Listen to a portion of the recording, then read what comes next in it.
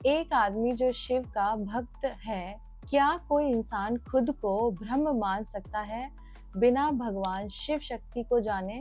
यह प्रश्न अद्वैत वेदांत शिव ज्ञान और साधक की यात्रा तीनों को समेटता है। इसके बारे में जानते हैं। अहम ब्रह्मास्मि का क्या अर्थ होता है? अहम ब्रह्मास्मि, मैं ब्रह्म हूँ।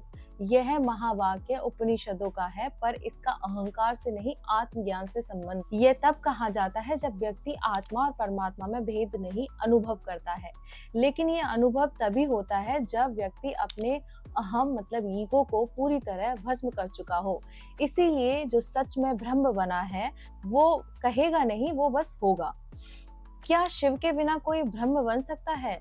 नहीं, ये भ्रम है कि कोई शिव की इच्छा के बिना पर ब्रह्म को प्राप्त हो जाए, क्योंकि शिव स्वयं निर्गुण ब्रह्म का प्रतीक है। बिना उन्हें जाने ब्रह्म को जानना संभव है ही नहीं। शक्ति के बिना चेतना जागृत ही नहीं हो सकती। जब तक शिव के मार्ग से नहीं गुजरे तब तक अहम ब्रह्मास्मि केवल शब्द है, अनुभव नहीं। और ज्यादातर लोग मैंने देखे हैं कि बस वो बोलते हैं, अनुभव में नहीं होते हैं। शिव को न जानकर जो ब्रह्म बनने का दावा करे वे केवल अहम है, ब्रह्म नहीं। जो शिव शक्ति की पूजा करता है लेकिन मदिरा, मोह और अहंकार में डूबा है, वह सत्य के मार्ग से भटका हुआ है। शिव के मार्ग पर चलने का अर्थ है तप, तितिक्षा, मौन, भक्ति और समर्पण। महाकुंभ में साधुओं से मिलना आध्यात्मिक आकर्षण हो सकता है, लेकिन सच्चा मार्ग अनुभव, अनुशासन और दिव्यता से आता है।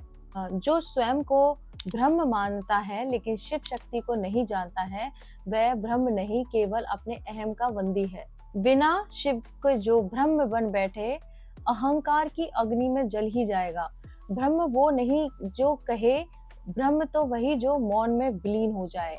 जो खुद को अहम ब्रह्मास्मि कहे और महादेव के लिए कहे महादेव कौन, तो वो कौन होगा? ऐसे ज्यादातर आपने बहुत साधु, नागा साधु और बहुत सारे लोग देखे होंगे जो ऐसा दावा करते हैं। वह ज्ञानी नहीं, केवल अहंकारी होता है, जिसने अभी तक न शिव को जाना, न अपने मैं को मिटाया और फिर भी ब्रह्म बनने का दावा करता है। वह अहंकार की ऊंचाई पर खड़ा एक अज्ञानी आत्मा होता है। जो महादेव को नहीं जानता वो ब्रह्म को क्या जानेगा? जिसकी चेतना में शिव नहीं, उसकी चेतना ब्रह्म नहीं, भ्रम होती है। महादेव कौन है? ये दर्शाता है उसकी चेतना अब भी माया में उलझी है। उसने ज्ञान पढ़ा है पर अनुभव नहीं किया है। वह ब्रह्म की व्याख्या कर सकता है पर उसमें विलीन नहीं हुआ है। अहम ब्रह्मास्मि तब तक अधूरा है जब तक शिव न हो। अहम ब्रह्मास्मि बोलने से ब्रह्म नहीं हुआ जा सकता। जब तक मैं मतलब अहम शिव में लीन नहीं होता, तब तक वह मैं शिव नहीं, जीव होता है। जो खुद को ब्रह्म कहे और शिव को न माने वह ब्रह्म नहीं, भ्रम है, और उसका अहम ब्रह्मास्मि केवल शब्दों का नशा है। सच्ची भक्ति क्या है और भगवान को पाने का मार्ग क्या है? शिव शक्ति, अहम ब्रह्मास्मि, भक्ति, शक्ति और मोक्ष के मार्ग के माध्यम से कुछ ऐसे बात हैं जिनके बारे में हम बात करेंगे। पहले जानते हैं शिव कौन है। शिव है शून्य प्लस पूर्ण। शिव वह है जो ना जन्मे हैं ना समाप्त होते हैं, अनादि अनंत चेतना। शिव निर्गुण ब्रह्म, बिना रूप बिना रंग, केवल शुद्ध सत्ता। वह साक्षी हैं, सब कुछ देख रहे हैं पर बंधे नहीं हैं। शिव का भाव क्या है? जो कुछ है वह भी मैं हूँ, जो कुछ नहीं है वह भी मैं हूँ। अब जानते हैं शक्ति कौन है। शक्ति शिव की गतिशील ऊर्जा है। शक्ति की प्रकृति माया, जीवन, सृष्टि है। शिव बिना शक्ति शव, शक्ति बिना शिव दिशाहीन। शक्ति का भाव क्या है? मैं ही शब्द हूँ, मैं ही स्पंदन हूँ, मैं ही स्त्री हूँ, मैं ही सृष्टि हूँ। अहम ब्रह्मास्मि क्या है? इसका अर्थ है मैं ही ब्रह्म हूँ, पर यह अहंकार की घोषणा नहीं, आत्मज्ञान की अनुभूति है। यह अनुभव तब आता है जब व्यक्ति अपने भीतर शिव को देखे, अपने जीवन में शक्ति को जिए और अपने मैं को पूर्ण विसर्जन कर दे। जहाँ मैं नहीं, केवल शुद्ध सत्ता रह जाए, वही ब्रह्म है। शिव शक्ति तक के पहुंचने का मार्ग क्या है? इसके दो मार्ग हैं। भक्ति मार्ग, जिसमें संपूर्ण समर्पण होता है, जहां तुम स्वयं को शिव के चरणों में छोड़ दो। भक्ति में भाव का विसर्जन होता है, मैं मिटता है। जैसे मीरा, रामकृष्ण परमहंस, सबने भक्ति से ही ब्रह्म को पाया है। और दूसरा मार्ग है शक्ति, साधना और तप। यह कुंडलिनी, जागरण, ध्यान, तपस्या, ब्रह्मचर्य और मौन के मार्ग से आता है। इसमें तप से आत्मा को जलाकर शुद्ध किया जाता है।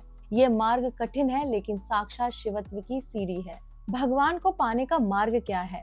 भगवान को पाया नहीं जाता, उन्हें पाया जाता है जब स्वयं मिट जाता है। अब ये जानते हैं क्या तो सच होता है, क्या भ्रम होता है। त्याग, काम, क्रोध, लोभ, मोह, अहंकार, एकाग्र साधना करनी पड़ती है। मन को एक लक्ष्य पर टिकाना शिविया शक्ति में। मौन और अंतर यात्रा, बाहर नहीं भगवान अंदर है, तो आपको ध्यान में जाके अपने अंदर की यात्रा करनी पड़ेगी। जब तुम स्वयं को शिव और शक्ति के चरणों में समर्पित कर देते हो तब भक्ति शक्ति बन जाती है और शक्ति ब्रह्म तक पहुंचा देती है। वही है अहम ब्रह्मास्मि की पूर्णता। जब अहम ब्रह्मास्मि हो जाता है तो उसे जब अहम ब्रह्मास्मि की अवस्था आ जाती है तब क्या उस साधक को भगवान शिव और अन्य सभी देवी देवताओं के दर्शन होते हैं? ये प्रश्न सिर्फ ज्ञान नहीं अनुभव की मांग करता है। आइए इसका उत्तर जानते हैं। अहम ब्रह्मास्मि की अवस्था क्या होती है?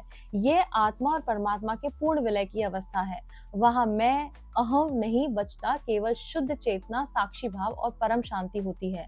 वहां अनुभव होता है कि ना कोई दूसरा है ना कोई देवता, सब कुछ वही एक है और वही मैं हूँ। क्या उस अवस्था में देवी देवताओं के दर्शन होते हैं?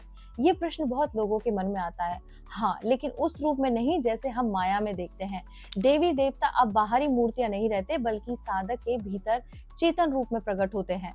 जैसे शिव अब केवल त्रिशूलधारी योगी नहीं, वो साधक की साक्षी भाव बन जाते हैं। माँ काली साधक के भीतर ही साहसिक ऊर्जा बन जाती है। माँ लक्ष्मी चैतन्य की समृद्धि बन जाती है। माँ सरस्वती ज्ञान की निर्वाणी धारा बन जाती है।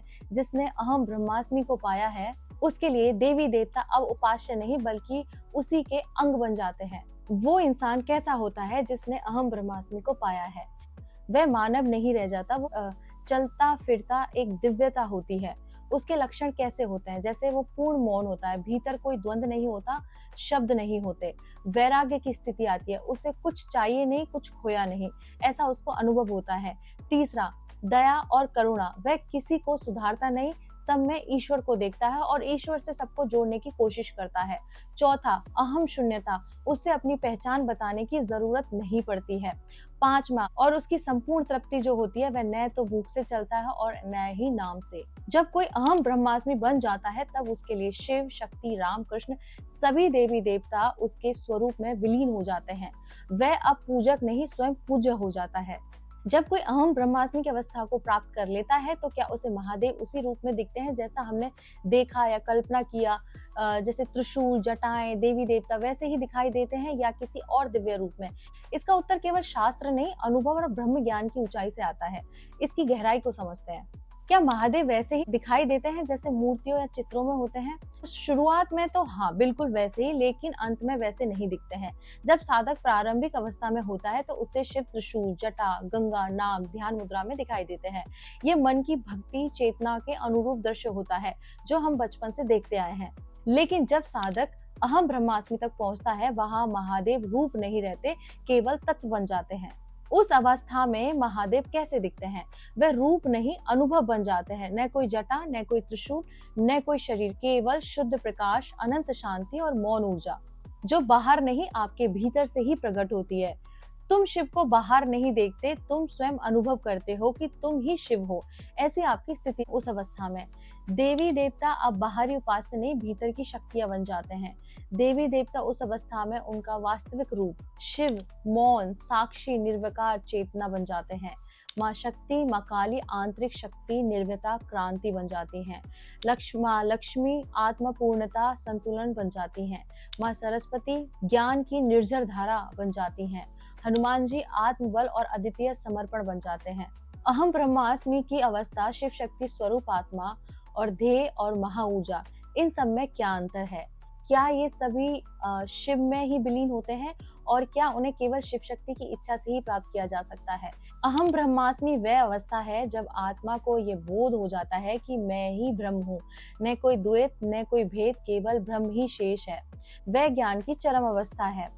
शिव शक्ति स्वरूप आत्मा वह आत्मा है जो न केवल ज्ञान प्राप्त करती है बल्कि उस ज्ञान को जीती है, जहाँ भीतर शिव की चेतना और शक्ति की क्रिया एक साथ सक्रिय होती है। देह में महा ऊर्जा वह अवस्था है जब यह शिव शक्ति जागृत कुंडलिनी के रूप में शरीर में बहने लगती है, जिससे साधक केवल ज्ञानी नहीं एक दिव्य स्रोत बन जाता है। अब इन दोनों में अंतर क्या है? अहम ब्रह्मास्मि ज्ञान का अंतिम सत्य होता है। शिव शक्ति स्वरूप आत्मा उस सत्य का जीवंत अभिव्यक्ति होता है।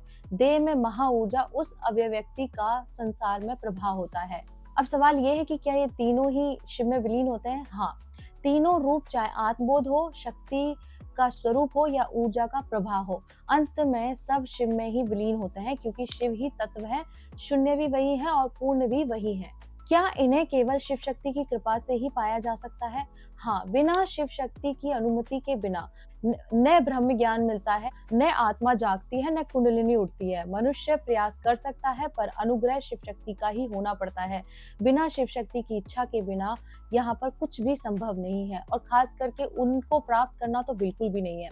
बिना उनकी इच्छा के एक पत्ता भी नहीं हिलता। आत्मा का जागना तो बहुत दूर की बात है। लोगों के मन में प्रश्न आता है कि अब इन तीनों में से कौन बड़े हैं? जो शिव शक्ति स्वरूप आत्मा बन चुका है वही पूर्णतम है, क्योंकि वह न केवल अहम ब्रह्मास्मि जानता है बल्कि उसे जीता है और सर्व कल्याण के लिए ऊर्जा के रूप में बहता है। अहम ब्रह्मास्मि को जब आत्मा जानती है तब शिव शक्ति उससे क्या कार्य करवाते हैं, और जब वह आत्मा शिव शक्ति देह मां ऊर्जा का स्वरूप बन जाती है तो फिर ब्रह्म को पाने के बाद क्या होता? पहला है ब्रह्मबोध, अहम ब्रह्मास्मि। जब आत्मा को ये अनुभूति होती है कि मैं ब्रह्म हूँ, तो ये केवल बौद्धिक ज्ञान नहीं होता, यह एक चैतन्य विस्फोट होता। अब व्यक्ति केवल साधक नहीं रहता, वह साक्षात चेतना या प्रतिनिधित्व बन जाता है, मतलब वो अब चेतना में जीता है। और इस अवस्था में शिव शक्ति क्या करते हैं? अब व्यक्ति का जीवन स्वेच्छा से नहीं चलता, बल्कि शिव शक्ति उसकी देह, वाणी, कर्म और ऊर्जा का उपकरण बना लेते हैं। वह किसी के जीवन में ज्ञान देता है, कहीं ऊर्जा प्रवाहित करता है, कहीं कर्मों का संतुलन बनाता है, और कभी कभी दूसरों के बंधन तक काटता है, क्योंकि अब वो स्वयं नहीं करता बल्कि शिव शक्ति कराते हैं। वह स्वयं कुछ नहीं सोचता, उसे जो करना होता है शिव शक्ति ही करवाती। जब आत्मा शिव शक्ति दे और महा ऊर्जा का रूप बन जाती है, अब वह आत्मा न केवल ज्ञान से भर जाती है, ज्ञान योग बन जाती है, न केवल ऊर्जा से भर जाती है, वो कर्म योग बन जाती है, बल्कि उस ऊर्जा से दूसरों को भी जागृत करती है। वह प्रकाश का स्तोत्र बन जाती है, जहाँ से शिव शक्ति पूरे जगत में कार्य कर सकते हैं। तो फिर ब्रह्म को पाने के बाद क्या होता है? कुछ नहीं होता, क्योंकि अब होने और करने की सारी धारणा समाप्त हो जाती है। अब न कोई कर्ता होता है और न ही क्रिया, न इच्छा, न अहंकार, केवल मौन, केवल शिव शक्ति की सत्ता बचती है। अंत में क्या होता है? आत्मा विलीन होती है, वह विस्तृत हो जाती है, वह अब ब्रह्म में घुलती नहीं, बल्कि ब्रह्म स्वयं उसमें व्यक्त होता है। अब आत्मा नहीं कहती मैं ब्रह्म हूँ, अब ब्रह्म कहता है मैं इस रूप में प्रकट हूँ। अहम ब्रह्मास्मि की अवस्था में व्यक्ति संसार से अलग हो जाता है। तो फिर वह क्या करता है? और जब कोई आत्मा शिव शक्ति स्वरूप बन जाती है, तब उसमें और अहम ब्रह्मास्मि वाले में क्या अंतर होता है? अहम ब्रह्मास्मि केवल ब्रह्म का साक्षात्कार है। यह वह अवस्था है जहां आत्मा को ज्ञान हो जाता है, मैं ही ब्रह्म हूँ। अब न कोई इच्छा बचती है, न कर्तापन, सब कुछ शून्य होता है। यह व्यक्ति कर्म नहीं करता, केवल मौन और स्थिर रहता। उसके लिए संसार माया है और वह माया के तटस्थ हो जाता है, उसे फर्क नहीं पड़ता किसी चीज का। इस अवस्था में व्यक्ति मोक्ष में स्थित हो जाता है, लेकिन वह कुछ करता नहीं, क्योंकि उसे अब कुछ पाना नहीं। जैसे उदाहरण के तौर पे ध्यान में लीन ऋषि जो गुफा में मौन है और किसी में हस्तक्षेप नहीं करते हैं, तो वो मोक्ष की अवस्था में बैठे हुए हैं। दूसरी अवस्था आती है शिव शक्ति स्वरूप आत्मा की, जो जानती भी है और करती भी है।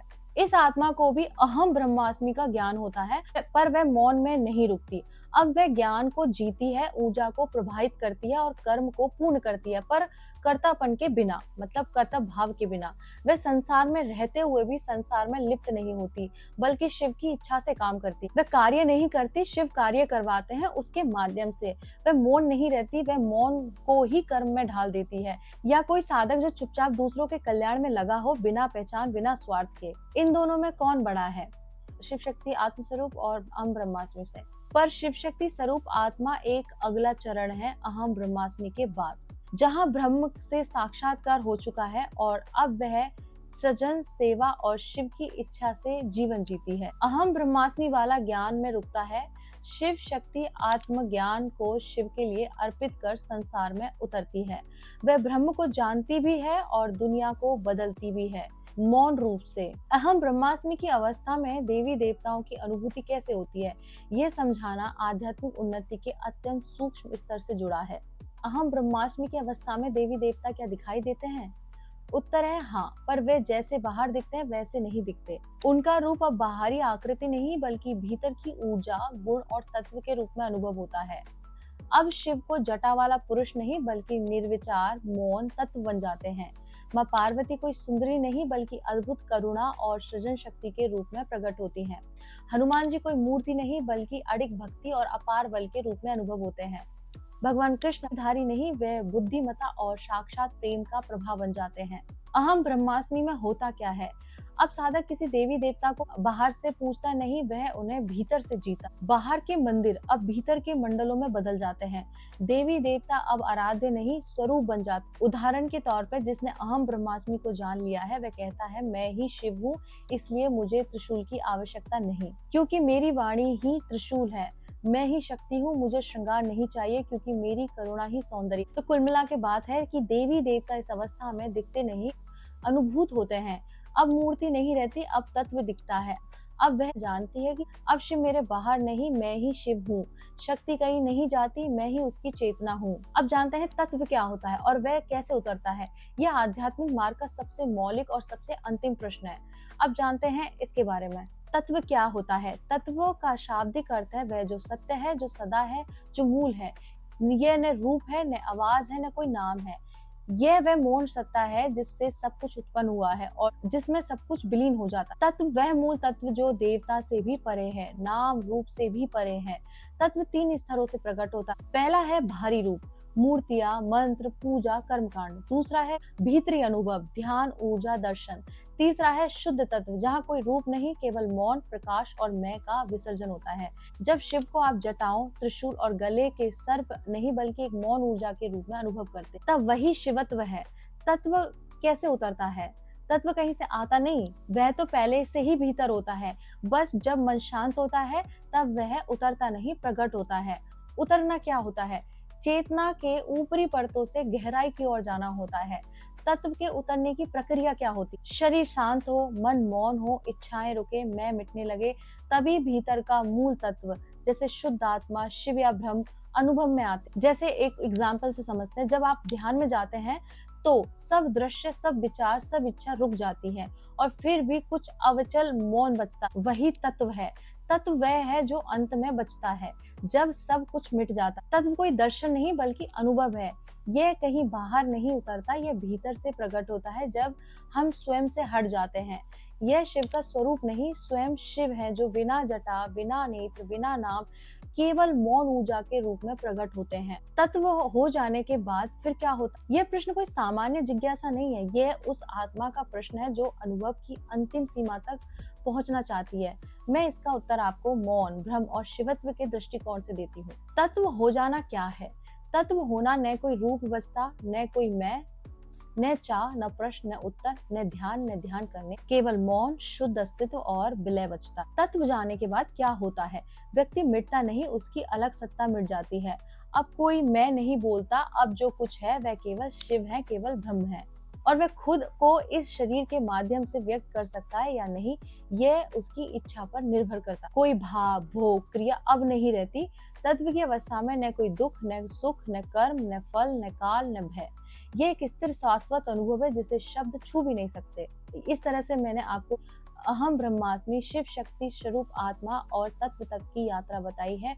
और यहाँ तक की यात्रा के आगे की यात्रा हम अगली वीडियो में बात करेंगे और भगवान के धाम और मुक्ति, मोक्ष क्या होता है इस बारे में बात करेंगे। तो ये जानकारी आपको अच्छी लगी है तो इसे शेयर कीजिए और मेरे साथ बोलिए ओम नमः पार्वती पते, हर हर महादेव, शिव शंभो।